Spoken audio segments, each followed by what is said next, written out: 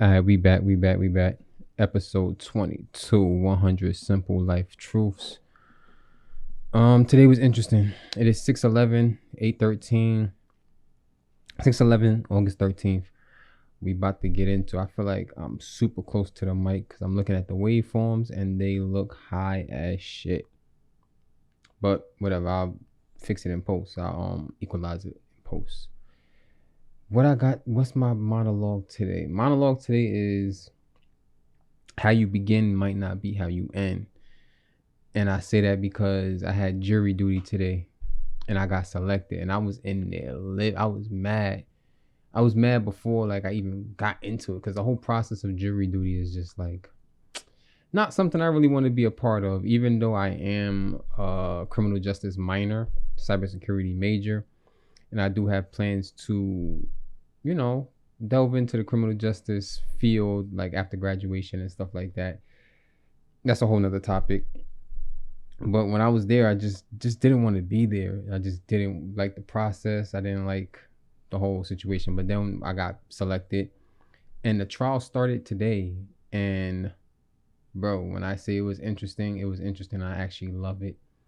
I love it. I love it. I love it. And yeah, it was interesting. It was definitely interesting. I can't wait. I go back tomorrow.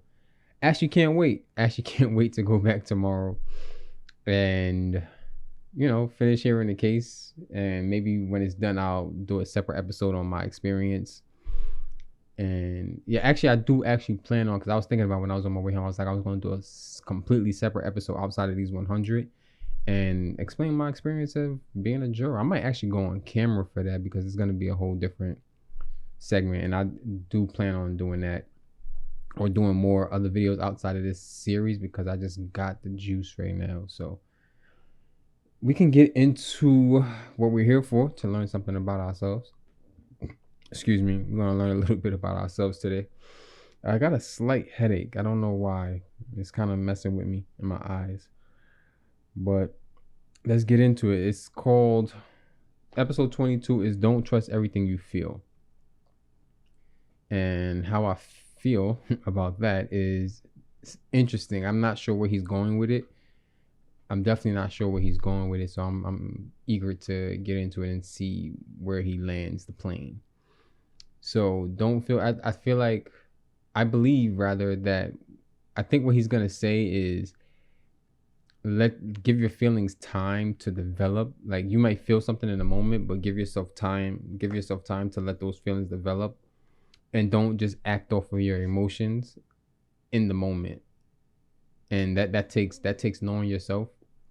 And I just had a conversation about this with my manager at work, and it wasn't with just my manager. It was like a management meeting with all the other managers and our bosses and their bosses. It was a whole situation, but they was basically saying that we need to not act off of our initial feelings and let things develop before we react, which is true. I agree with that. So I don't know if that's necessarily where he's gonna go with this chapter, so I figure we just get right into it. He starts off with saying we're all unique in our own way, especially the way we react to different situations. So so far so good. And this is true. You could put two people in the same exact situation and they're going to react off of it differently, and that's based off of their past, of what the situation means to them. So if, let's say, you grew up in like Japan, China, whatever, where they have a lot of, Japan, where they have a lot of like tsunamis and earthquakes and stuff like that, right? And someone grew up in Japan with a lot of earthquakes and natural disasters, and someone grew up in, let's say, New York, that doesn't really get crazy natural disasters like that. They have varying weather, but whatever. And you put those two people in a natural disaster, the person from Japan is probably going to react more, not necessarily calm about it, but they're going to be more ready for it. You know what I mean? Because they probably have better protocols and they learned throughout their life, what to do in those situations. Someone from New York is like, they're not really prepping people from New York what to do in a tsunami or what to do like during an earthquake, and they don't have that, I guess, that life experience to deal with it. So depending on your experience is depending on how you would react to certain situations, and everyone has a different path, as y'all know. So we all are unique and we all react to situations differently. It's not really a debate of nature versus nurture, but more a question of how your nurture and nature work together to create the person you are. That's very well said. That's very well said. It's not versus, but it's a team. It's a team. It's like left brain, right brain. You know, you don't understand what hot is unless you know what cold is. So your nature and your nurture work together to create who you are.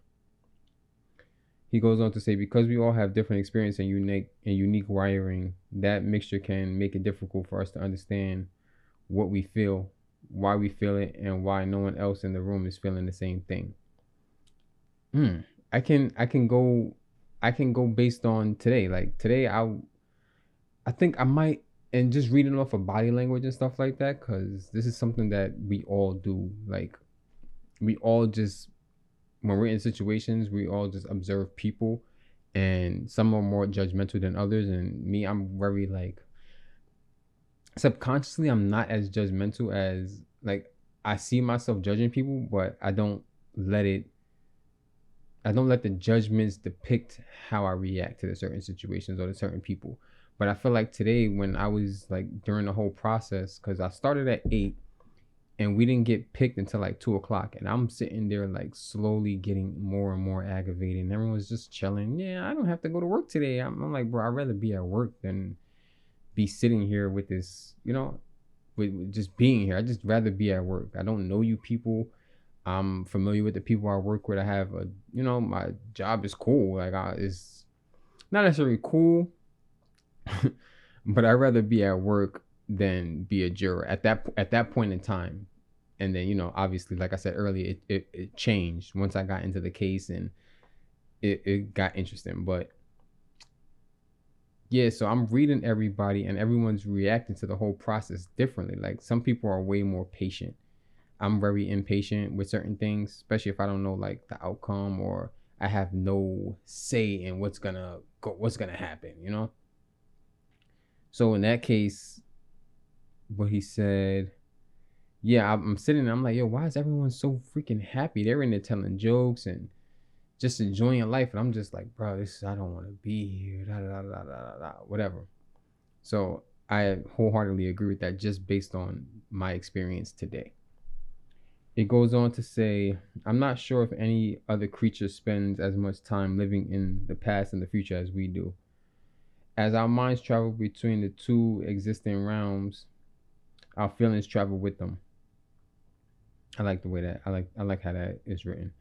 The feeling we attach to these times, especially the not so pleasant feelings, can be damaging and not worth experience. Consider they're related to circumstances that either no longer exist or have yet to occur. So what I think he's saying there is that a lot of people harp on the negative, in terms of we're more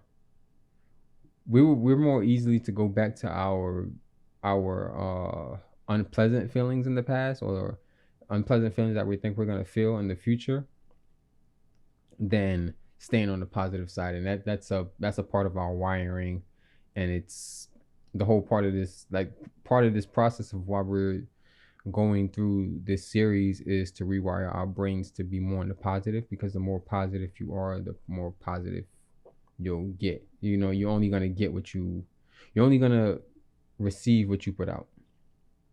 So I think that's where he's trying to go with that. As our minds travel between the two different non-existent realms, our feelings travel with them. So yeah, when you're thinking of the past, your feelings are coming to the present, and when you're thinking about the future, your feelings are coming back to the present. So it's best to regulate those feelings and not go through things twice. Not to go through things twice, because he says we can the feelings we attach to these times, especially the not so pleasant feelings, can be damaging and not worth experience. Consider they're related to circumstances that either no longer exist, the past, or have yet to occur, the future. Yet have no longer exist and have yet to occur. So the past and the future, which I agree with. I was going through some things, and I was reliving like the past, and it wasn't negative feelings that I had in the moments that I was reliving, but now they're negative feelings, if that makes sense.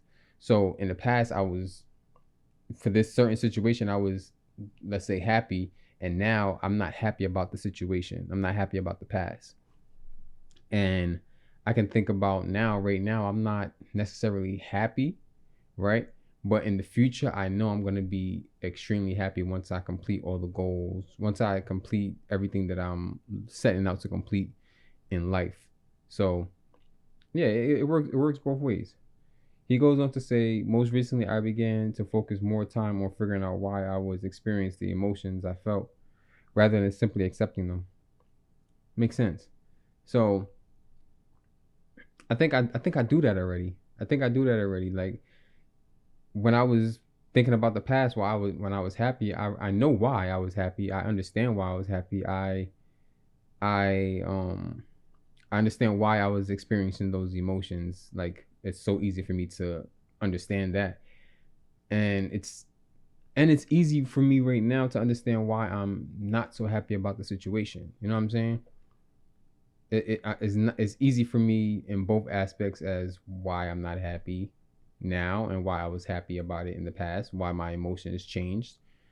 And as in terms of the future, it's the same thing, because for me, I understand why I'm content with my life and not necessarily not happy, but I understand that in the future I'll be happier and in a better space. And I understand why both of those emotions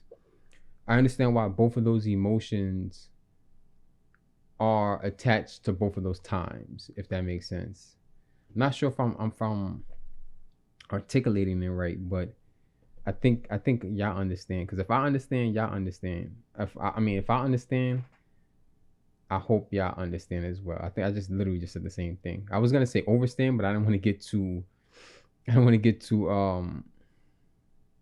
into those certain things, like the spiritual aspect of it, because people say, oh, I overstand, and I see you with the EYE instead of the I, and the spiritual things. So I don't want to take it down that road. This did wonders for how I dealt with things that came my way. So I'm gonna reread it. Most recently, I began to focus more on figuring out why I was experiencing the emotions I felt rather than simply accepting them. This did wonders for how I dealt with the things that came my way. So it makes sense.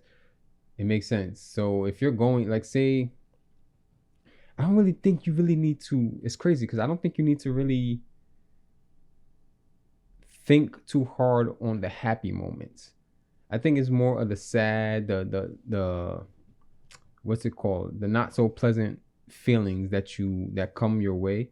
I think those are the ones that you need to take a step back and actually realize why you're experiencing them instead of just experiencing them. But the happy moments, the good moments, I think those are the ones that you just experience. And then, you just let that feeling, let that joint just ride for as long as possible and not think too much about it, because a lot of people can think themselves into depression, and it goes back into the thing. You don't want to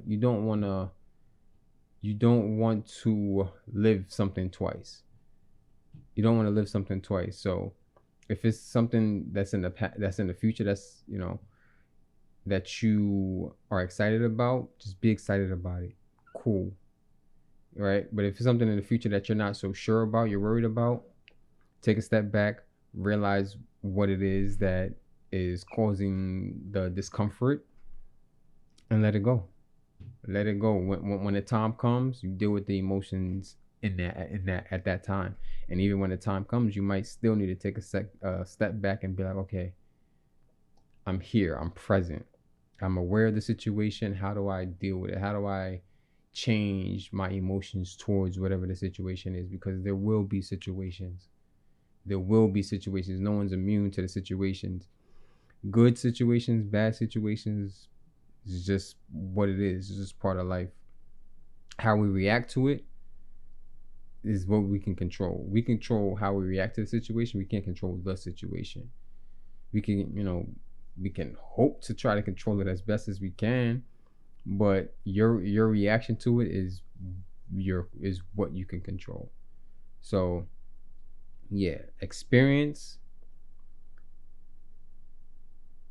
figuring out why you're experiencing the emotions you have or that you had, rather than just simply accepting them. Like, you can't just be like, oh, I was mad. Oh, why were you mad?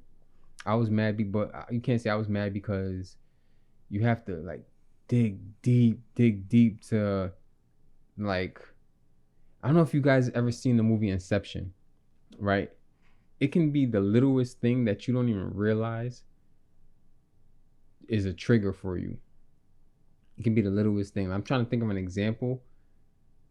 You can I don't really have any examples right now.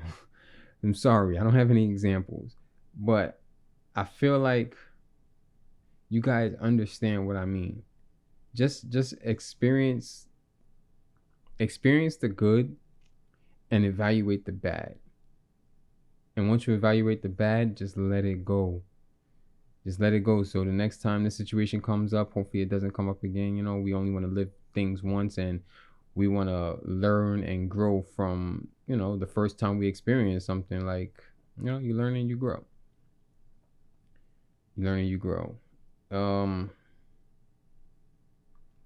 This one is interesting. This one is really interesting.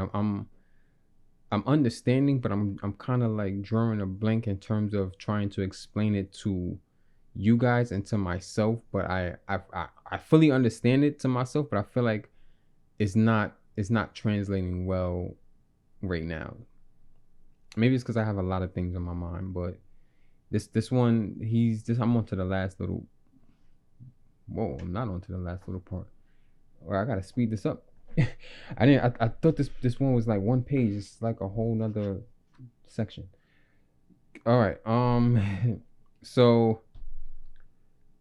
yeah, he goes on to say, a lot of stress and anxiety can come from things about the future and the dreaded what if scenarios that race through our heads, creating a paralyzing fear, keeping us from creating moments drenched in our potential.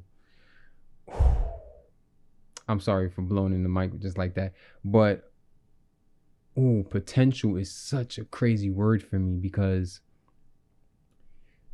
my potential, I know my potential, and I haven't lived up to it at all. Like, even 1% of my potential, I haven't lived up to it at all yet, and I'm still struggling with that. So that word potential is just one of those trigger words for me. It's drenched in our own potential. We're paralyzed in fear, keeping us from creating moments drenched in our potential, which he's saying, because you're scared, you're letting your fear get in the way of your potential. Simple as that. Don't let your fear get in the way of your potential. Like, bro, it's gonna be scary, but do it, and your potential will shine. He goes on to say, there's plenty of regret and the depression. I couldn't say that word. There's plenty of regret and depression that comes from dwelling in the past, repeatedly focus on the coulda, woulda, shouldas of life. This practice ignores the simple fact that times reminisced don't exist, and outside of learning from past events, they're pointless to revisit. So yeah, only live it once. You could definitely tell your story if you think it's gonna help the listener. Like I do. I tell my story. Like, my life has been a roller coaster, and I tell my story to people and I let them know, like, this is my experience. Hopefully you learn from it. Hopefully I would like people to learn from my experience, and not necessarily don't go through what I went through, but go through what I went through, and hopefully it makes you a better person, and you're equipped based on my story to deal with it better than I did. That's my goal. That's my hope. Sometimes the things that we feel at the moment have nothing to do with the moment. Instead, they're related solely to another time. Exactly. We end up wasting time focusing on yesterday and worrying about tomorrow. The simple fact is the present is all we have. I've said that so many times in these last 22 episodes that it's unfathomable if you don't understand it right now. So yes, sometimes we take things out on our present. We'll take things out on our present based on the past. So let's come up with a funny little example. Like, if you had pizza one time and it was nasty and you'll never eat pizza again. So every time someone offers you pizza, you just spaz out on them like, oh no, I don't eat pizza, whatever the case may be. It's, more of a graceful no, thank you. You don't have to relive the whole, go back to, oh, why you don't eat pizza, whatever the case may be. Just no, thank you. So it's probably a bad example in hindsight, but whatever.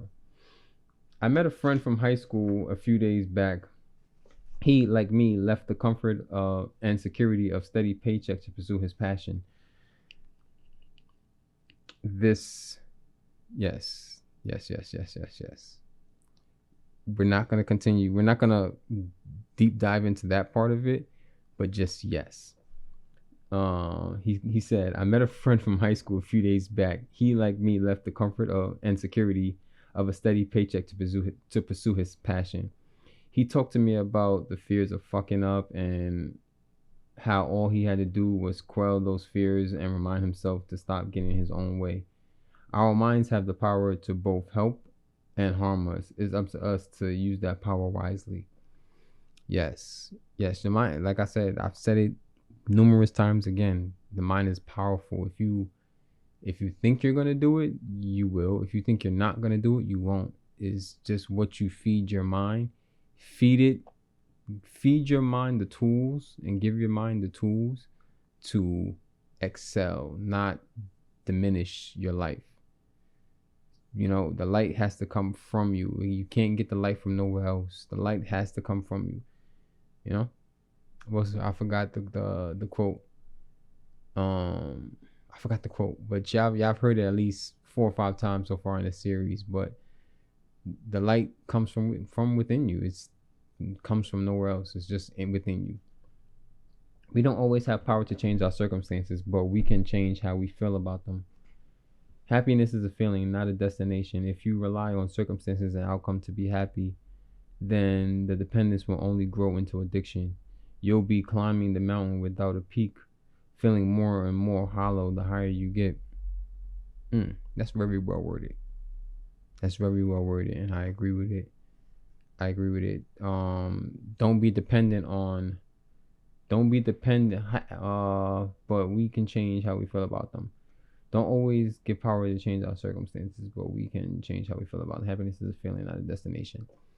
Yes. It kind of contradicts to what I'm saying, that in the future I know I'm going to be happy, because he says happiness is a feeling, not a destination. Kind of is somewhat contradictory, but it's really not, because I know when I know what I mean when I say happy. I'm going to be content. Like, as I keep reaching my goals, is just more and more baseline that I cannot go under. So if that makes sense. I don't know if I'm wording these things correctly. Just because you're feeling down doesn't mean you have to be down. You feel me? Get up, my boy. Get up. Fight back. Yeah. Just because you're feeling down doesn't mean you have to be down. It's several times. It's been plenty of times, especially in recent months, recent years. I've been down, but I still showed up for myself.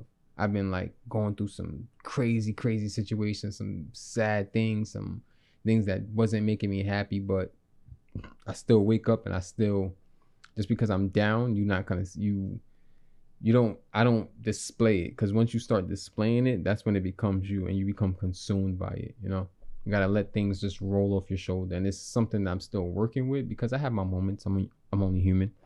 I have my moments, and I relapse back into my negativity a lot. So I'm doing better with that, though. Just because you're feeling down doesn't mean you have to be down. Have a conversation with yourself and figure out the root of the emotion. It's very unlikely, it's very unlikely it has anything to do with where you are in the exact moment. Sometimes it does. But it's what you're going through in the moment, and your past experience is based on what's going on in the moment. So let's say you've never got pulled over before, right? You never had any interaction with cops, but you seen on TV a lot of interactions with cops, and they always go negatively. The first time you get pulled over by a cop, you're gonna automatically have a negative feeling about it, right? And then you're gonna be already sad. Oh, I'm gonna get a ticket. I'm gonna go to jail, whatever the case may be. And the cop might have pulled you over just to tell you, oh, your back tire is flat. You should, I don't want you to be, I want you to be careful on the road. So I pulled you over so that you can be aware that your tire is flat, and I want you to, be safe. He's not pulling you over for anything that you did bad. He's just giving you the key to be better, if that makes sense. So you can have a negative feeling about something based on something that you've never even been through. So he says, it's very unlikely it has anything to do with where you are in the present moment. So presently, you're being pulled over, but okay, so you let the situation unfold before you let the negativity consume you. You don't want to live through it twice, because say he did pull you over to give you a ticket, you're already mad about the ticket. And once he gives you the ticket, you're going to be even more mad. So stay at the baseline. And this is just an example, obviously. So stay at the baseline, and then once the situation is over, then you can come back, have the feelings, let the feelings be the feelings. I'm not saying never be mad, never be sad, but understand why you're mad, why you're sad, and also understand why you're happy, why you're joyful. We busy ourselves to get our mind off things. The act in itself brings us back to the present with a task that requires us to focus. Is my phone ringing? The act in itself brings us back into the present with a task that requires us to focus on where we are here and now. Right? Emotions are a crazy phenomenon, especially the idea of love. Oh my God.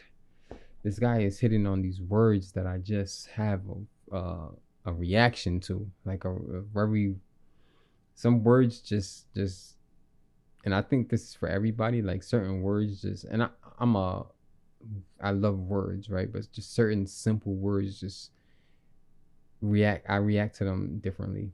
So the emotions are a crazy phenomenon, especially the idea of love. There's a cool TED talk that discusses the concept of love being a apparatus of nature used to ensure we coexist long enough to reproduce, ensuring the connectivity of our species and nothing more. That's a mouthful. But it's I love it. I love it. I love it. And he's talking about love. I appreciate it. I appreciate where he went with that. And we're not going to talk about my connection to love, because it's very tumultuous. And I'm still trying to understand where it all fits in my life. So I'm going to kind of somewhat skip over that and continue on to see where he goes. But he says, whether you agree with that concept is up to you. I agree with it. Although I do hope that the idea motivates you to take time to consider why you feel what you feel. Some think feelings can't be rationalized. They can, however, be identified and related to the root cause and events. Understanding what triggers your emotions will definitely put you in a better situation to deal with them as they come. It's all about taking the time to get to know yourself and your unique modes of functioning. And that's that one. It's all about taking the time to get to know yourself and your unique modes of functioning. Yes. Take the time. Take the time. As long as it takes. Take the time to understand yourself and how you function, how your brain functions, how your body functions, how you function. Learn yourself. Be your best friend. Be you. Be you and learn you. You know, the most important person in your life should be you. You're with yourself all the time. Take the time out to understand yourself. Take the time out to love yourself. Because you can't love anybody else. You can't love anything else if you don't love yourself. Understand your emotions. Understand why you're feeling the emotions you're feeling. Not necessarily convince yourself not to feel those emotions. Feel the emotions. That's perfectly fine. We're human. We are emotions. So feel those emotions, but understand why you're feeling those emotions. Understand if those emotions are adding to a positive outcome or if they're adding to a negative outcome. And if they're adding to a negative outcome, change it. It's not going to be easy. It's not something that you can just flip a switch and just change the way your mind thinks. It takes time. It takes meditation. It takes learning yourself and being physically present and mentally present in every situation to understand, like, this is not becoming of me. Pay attention to how people react while they're around you. That's a good indicator of what's going on. You got to learn to read people and read how they interact with you. Not necessarily to please them in terms of, okay, this person is mad at me or whatever the case may be, but more so that you know, or that you're just aware of it. You know, you don't have to necessarily change yourself based on what people feel or think about you, but it's okay to be aware of how people feel about you. But it's more important to know how you feel about yourself and how you feel about the situations you're in. So, live up to your potential. Don't let your potential go to waste. And a lot of us don't even really know our potential. Haven't really been poured into, or haven't even had the time to just explore their creative side or what they feel like they might be destined to do. Like, a lot of us are just doing things based off survival, working this random job just so they could pay their bills. You know what I'm saying? Like, listen, you got to do what you got to do to survive. I fully get it. But in those times, those down periods, even at work, you know, find your passion, find what makes you you. Why are you unique? Why are you different? You're just not just your clock in number. You're just not an employee of whatever job you're working. You are who you are. And if you gotta quit that job, find another job that allows you more time to yourself, do it. I've done it. If you know me, you know I've left great jobs because it wasn't serving my purpose. And I'll leave another great job because it's not serving my purpose. I wanna be content with myself. I wanna come home satisfied every day. And of course, you gotta make the money. You gotta do what you gotta do. But your passion, who knows what your passion is? Who knows who you are supposed to be? I know who I'm supposed to be. I have so many different avenues, and I need to figure out how to mesh them all into one thing, because I have so many different things that I want to do. And I was about to say I have so much things to do in so little time, but I have so much time to do it too. Everything is just planned out perfectly. It's just planned out so perfectly. And it's crazy because almost every day, every other day, I'm adding more to the list of things that I want to do. And you know what I'm doing? I'm budgeting my time. I'm spending time that I haven't even lived yet. But guess what? That's the future. Right now, the present is what am I doing in my present to secure my future? I mean, even Even if you just live for one day ahead, it's cool to you're present, you know, you understand, okay, this is where I'm at, this is what I'm doing, but what's the end goal? Are you just, you know, just waking up, just waiting for your next 2 days off? If that's the life that you want, if that's what it is, then cool. I'm not judging you for that. I'm not.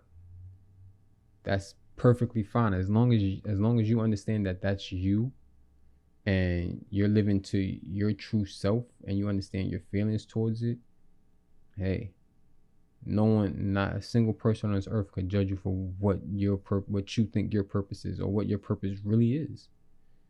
As long as what you think your purpose is and what your purpose really is aligns perfectly, who cares?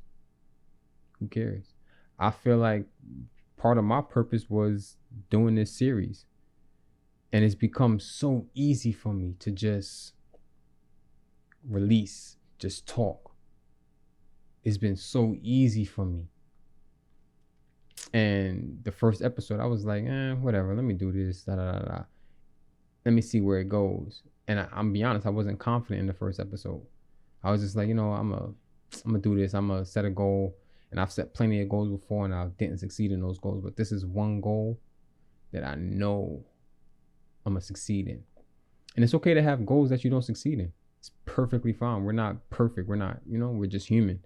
There's plenty of goals that I've had in the past and I've yet to achieve them.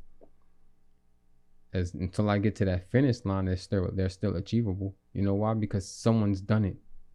Everything in this world that can be done has pretty much already been done. And if you're the first one to do something unique, hey, more power to you.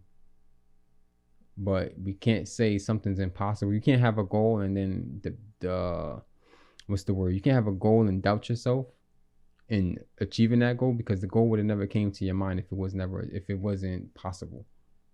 We can't think of impossible things. Okay, yeah, pigs flying, humans flying, but there's machines for that now. They have jetpacks. Of course, you're never going to grow wings, but where there's a will, there's a way. Where there's a will, there's a way.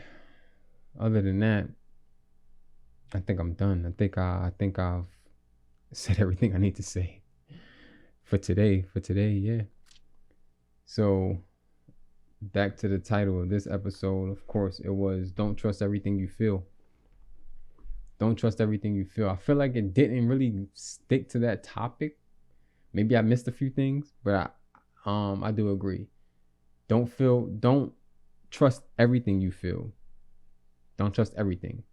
So yeah, I agree. Don't trust the negative thoughts, you know, because they're there to slow you down. Understand them. Understand everything you feel, but don't trust everything you feel. And let your feelings be your feelings and act on them accordingly, if that makes sense. Listen, take the gems, take what you want from it and leave the rest. Okay, I'm gonna say it: chew the meat, spit out the bones. So yeah, this is really for my future self, and my future self is proud of me. I promise you that. I'm gonna let y'all go now. Be safe out there.